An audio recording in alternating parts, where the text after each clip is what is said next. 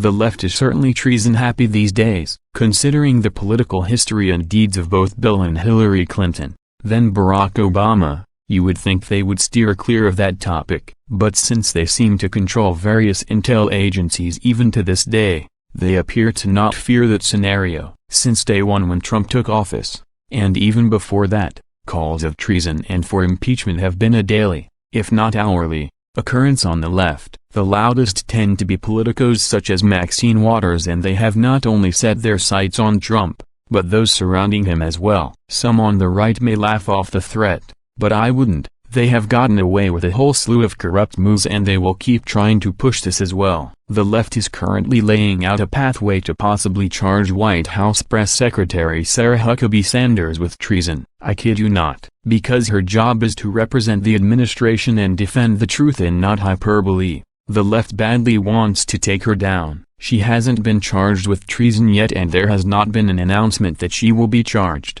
but the left is kicking around a case to make for such a move. They fear Sanders a great deal because she is very good at what she does. Desperation is prompting them to lay a pathway towards accusing her of treason even though it is ridiculous on its face. This isn't good and speaks of very bad things to come from the Democrats. Palmer Report writer and legal expert Bruce C. Cohen have previously laid out the story of Axis Sally. She was convicted of treason simply for doing radio broadcasts that supported, defended and aided the Nazis during World War II. Somehow, in the left's fevered imaginings, they are comparing Sarah to this traitor. That's insane. The left is putting forth that President Trump could face treason charges for simply meeting with and doing a press conference with Russian President Vladimir Putin. I am no fan of Putin, but since when does meeting with a world leader to avoid war and come to some sort of shared understanding equivocate to treason? SMH. I don't get it.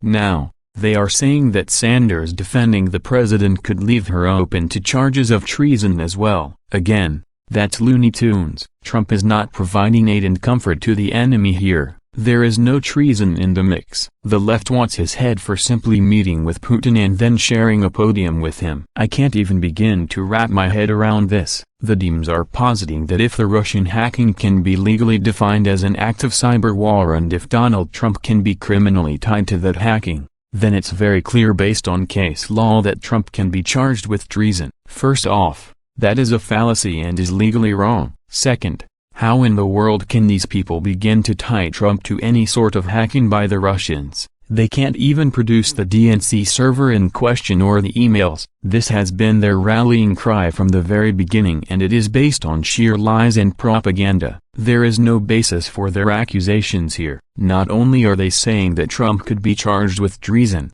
the left is now expanding on that to include others such as Sanders. The hatred and harassment are off the charts here and is really beginning to worry me. They are claiming that Trump is committing verbal treason by insisting during a press conference that Russia is no longer trying to attack U.S. elections, even after the U.S. intel community has unanimously stated that Russia is still trying to attack the elections. First off, President Trump made a couple of verbal errors and I personally believe he sees things somewhat differently than the intel community. Other than his hand-picked guys, he has no reason in the world to trust them after what they have done to him. We are playing word games here that certainly don't rise to the level of treason. The left claims that Sarah Huckabee Sanders then attempted to cover up Trump's treason by insisting that he didn't actually say it, even though she was in the room during his press conference, and she knew that he did say it. Again, all of this is he said, she said. Misspeaking or having a differing opinion from the left is not treason,